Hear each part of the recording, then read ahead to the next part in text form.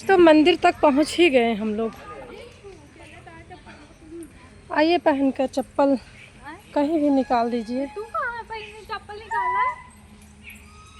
चप्पल निकाली? लो हम चप्पल यहीं निकाल दे रहे हैं। हम लोग 2 ही लोग आए थे लेकिन इतने लोग मिल गए रास्ते में। ये देखिए वाइट बतख है, इसमें ब्लैक भी 1-2 हैं। और हमारी बिटिया हंसमुख, ये एक बिटिया थी, इतनी बिटिया हो गई हैं। आप लोग देख सकते हैं, सब शिवभक्तनी हैं। यहाँ से हम मंदिर पहुँचने से पहले पैर छूते हैं। ये है गणपति बप्पा।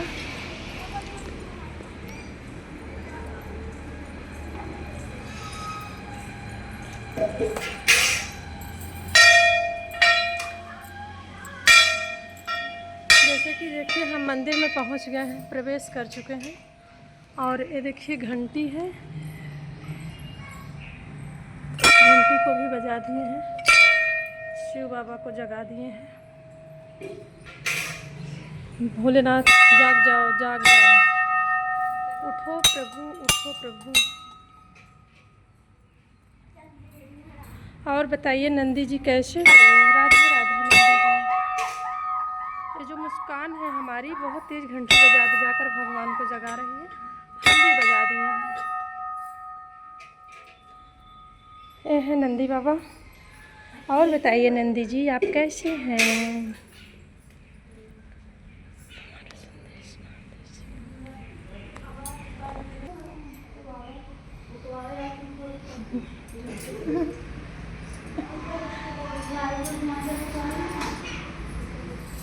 देखिए त्रिशा है, ये जिस क्लास में पढ़ने जाते हैं, जिस विद्यालय में, उनका विद्यालय ही पता नहीं कैसे बंद हो गया।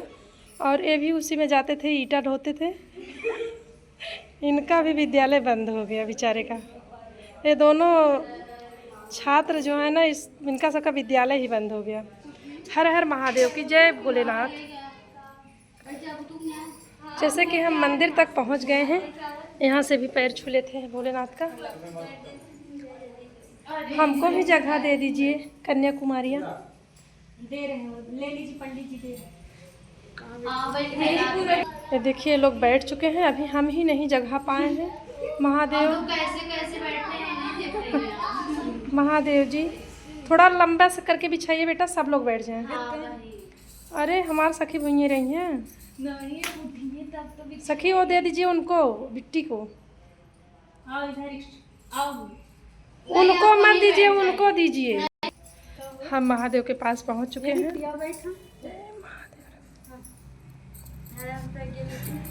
वो खुल चुका है महादेव के नहवाने के लिए। सब लोग नहवा रहे हैं, अभी हम भी नहलाएंगे उनको।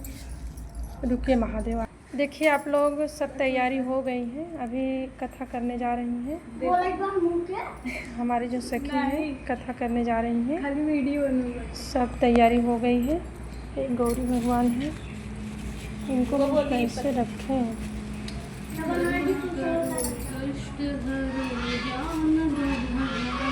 आज सोमवार व्रत कथा। एक साहूकार बहुत धनवान था। उसको धन आदि किसी बात की कोई कमी नहीं थी, परंतु पुत्र न होने के कारण वह अत्यंत दुखी रहता था। वह इसी चिंता में रात दिन रहता था और इसलिए वह हेलो गाइस, आज हम लोग आए हैं शंकर भगवान की पूजा करने। देखिए सभी लोग हैं, देखिए गाइस, देखिए सभी लोग बैठे हैं। वो देखो तिरसा डूबे, मेरी मौसी, चुलबुली मौसी, उन्हीं की मोबाइल है, प्रियंका मौसी। देखिए गाइस, हे गोली मौसी, खेत में जैसा बीज बोता है वैसा ही फल काटता है, उसी तरह ऐसे बोली न कुछ करता है वैसा ही फल भोगता है। पार्वती जी ने अत्यंत आग्रह से कहा कि महाराज, जब यह आपका ऐसा भक्त है और यदि इसको किसी प्रकार का दुख है तो उसको अवश्य दूर करना चाहिए, क्योंकि आप तो सदैव अपने भक्तों पर दया करते हैं, उनके दुखों को दूर करते हैं। यदि ऐसा नहीं करेंगे तो मनुष्य गाइस हम लोग पहुँच गए हैं। आपकी सेवा देखिए इधर भगवान जी को, पार्वती जी का राधे ऐसा जी। आग्रह देख शिव जी प्रसन्न होकर कहने लगे, हे पार्वती, इसके कोई पुत्र नहीं है। इसी पुत्र चिंता में यह बहुत दुखी रहता है। इसके भाग्य में पुत्र न होने पर भी मैं इसको पुत्र की प्राप्ति का वर देता हूँ, परंतु वह पुत्र केवल 12 वर्ष तक ही जीवित रहेगा। इसके पश्चात वह मृत्यु को प्राप्त होगा। इससे अधिक मैं और कुछ नहीं इसके लिए कर सकता। यह सब बात साहूकार सुन रहा था। इससे उसको न कुछ प्रसन्नता हुई और न कुछ दुख हुआ। वह पूर्ववत वैसे ही शिवजी महाराज का व्रत और पूजन करता रहा। कुछ समय व्यतीत हो जाने पर साहूकार की स्त्री गर्भवती हुई और 10वें महीने उसके गर्भ से अति सुंदर पुत्र की प्राप्ति हुई। साहूकार के घर में बहुत खुशी मनाई गई, परंतु साहूकार ने उसके केवल 12 वर्ष की आयु जानकर अधिक प्रसन्नता प्रकट नहीं की और न ही किसी को भेद बताया। जब पुत्र 11 वर्ष का हो गया तो बालक की माता ने उसके पिता से विवाह आदि के लिए कहा, परंतु वह साहूकार कहने लगा, मैं अभी इसका विवाह नहीं करूंगा और काशी जी पढ़ने के लिए भेजूंगा। फिर उस साहूकार ने अपने साले अर्थात बालक के मामा को बुलाया और उसको बहुत सा धन देकर कहा, तुम इस बालक को काशी जी पढ़ने के लिए ले जाओ और रास्ते में जिस जगह भी जाओ वहाँ यज्ञ दान तथा ब्राह्मणों को भोजन कराते जाओ। इस प्रकार वह दोनों मामा भांजे सब यज्ञ करते और ब्राह्मणों को भोजन कराते जा रहे थे। रास्ते में उनको एक शहर पड़ा। उस शहर के राजा की कन्या का विवाह था और दूसरे राजा का लड़का जो विवाह के लिए बारात लेकर आया था वह एक आंख से काना था। लड़के के पिता को इस बात की बड़ी चिंता थी कि कहीं वर को देख कन्या के माता पिता विवाह में किसी प्रकार की अड़चन पैदा न कर दे। इस कारण जब उसने अति सुंदर सेठ के लड़के को देखा तो मन में विचार किया कि क्यों न दरवाजे के समय द्वारचार के समय इस लड़के से वर का काम ले लिया जाए।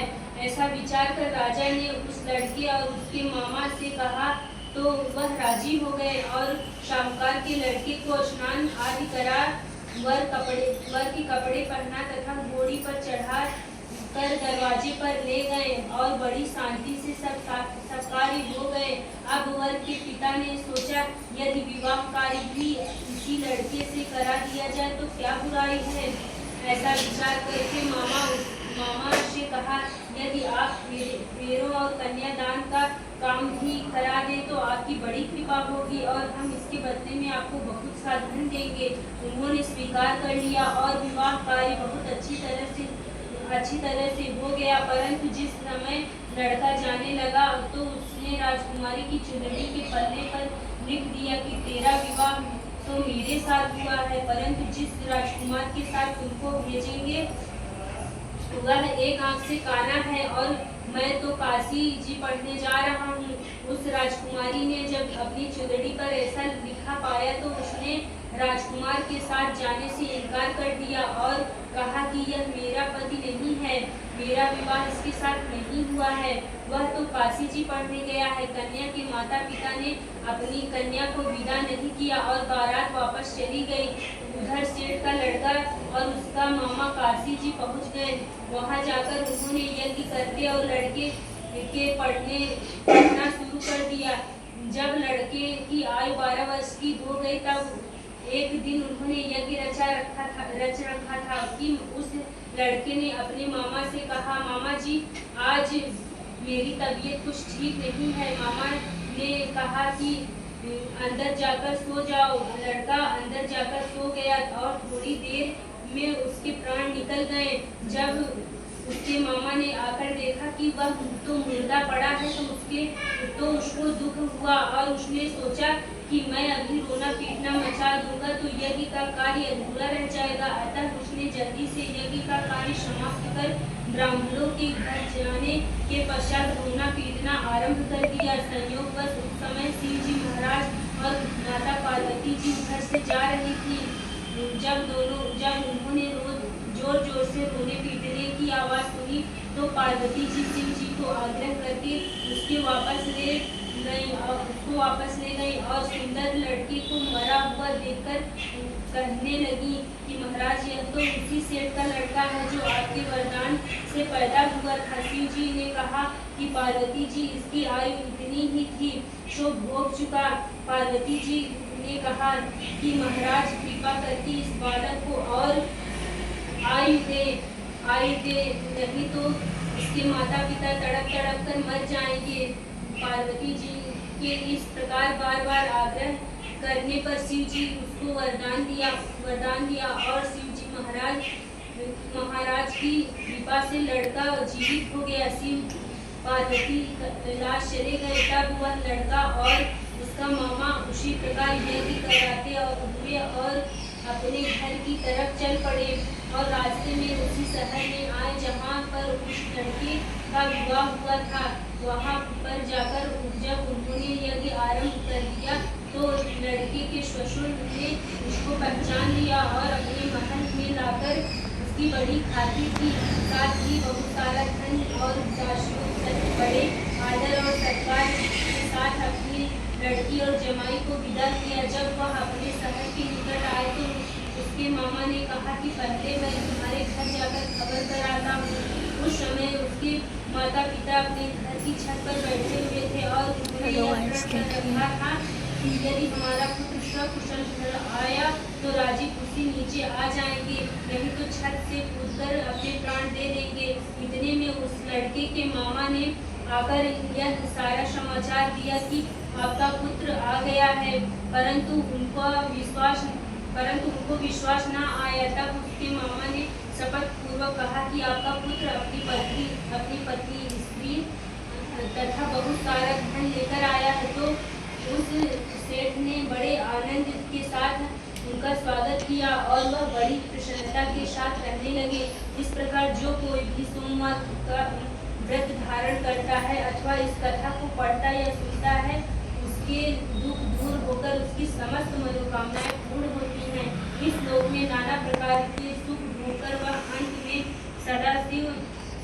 सदाशिव के लोक की प्राप्ति हुआ करती है।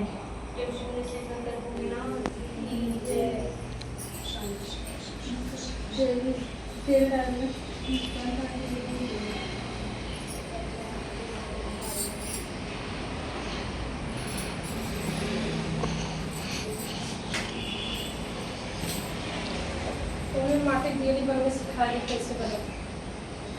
माटिक दियली है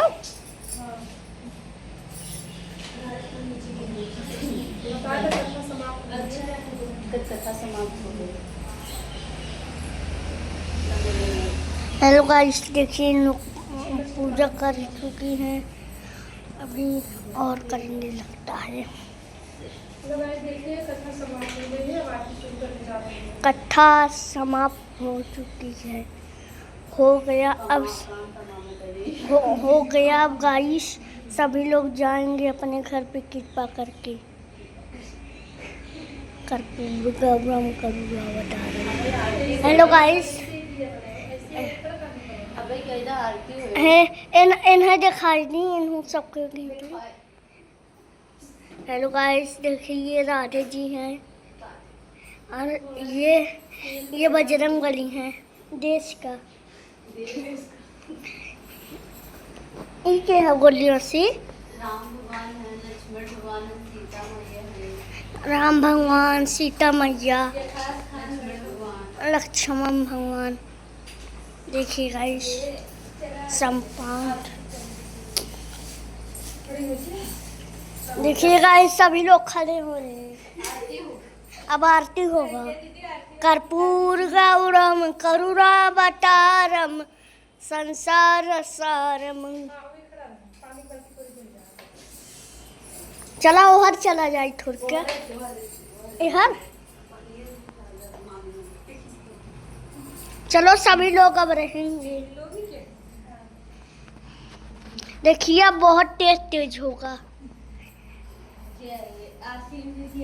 जय शिव देखिए हो रहा।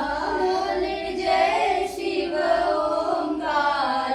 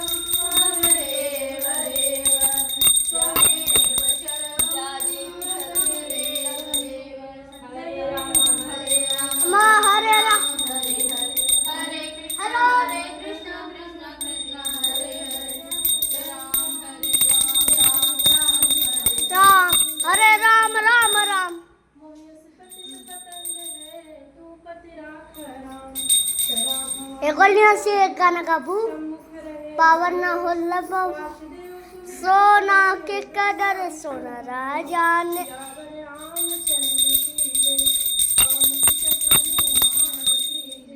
जय।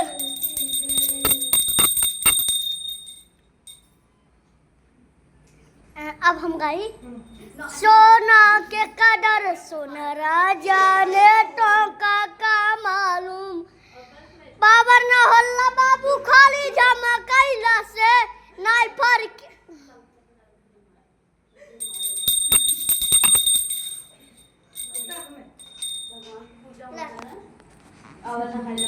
देखिए दोस्तों, ये मेरा भांजा है, बहुत अच्छा है। यही हमारा ब्लॉग बनाया है। अभी देखिए भजन कर रहा है भगवान का। हाँ, भजन करो बेटा।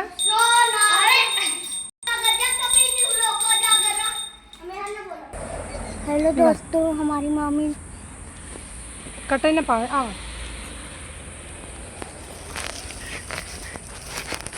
अब कही। हेलो दोस्तों, हमारी मामी जा रही है शनि देव का पूजा करने। हेलो गाइस,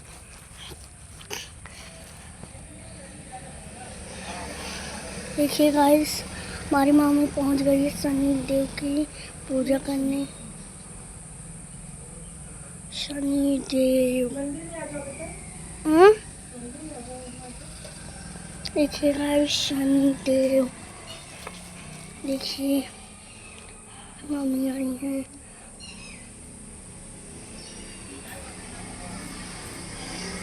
गाइस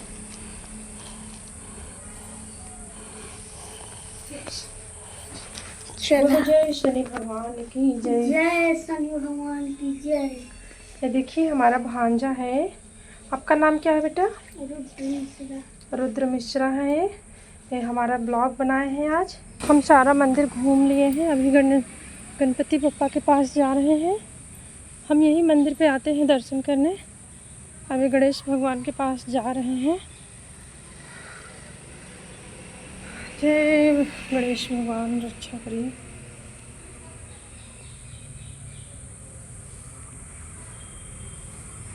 ये गणपति बप्पा है, दर्शन कर लिए इनका हम। यहाँ भी पेड़ में भगवान रहते हैं, कोई भी भगवान है पता नहीं, लेकिन यहाँ रहते हैं पेड़ में। जय भगवान जी रक्षा। ये वासुदेव भगवान का पेड़ है पीपल का। इसमें भी गेट लगा है मंदिर में। गेट को हम खोले हैं। अभी हम जा रहे हैं भगवान जी का दर्शन करने, वासुदेव भगवान का। जय वासुदेव भगवान जी रक्षा करिए।